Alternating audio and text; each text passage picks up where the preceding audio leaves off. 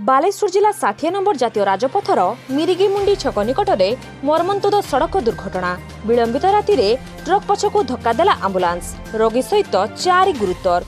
सूचना अनुसार राति 3टा समय एक 108 आंबुलांस भोगराई अंचल रोगी नहीं बालेश्वर जाउथिबा बेले मिरिगिमुंडी छक निकट में ड्राइभर असावधानता जोगु रास्तार छिड़ा होइथिबा एक ट्रक पछपटकू धक्का देइथिला।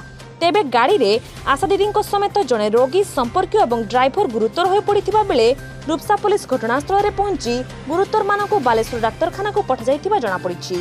तेबे दीर्घ 2-3 घंटार चिकित्सा पर समस्ते भल थिबा जनापड़ी। रूपसा पुलिस तदंत जारी रखिछि।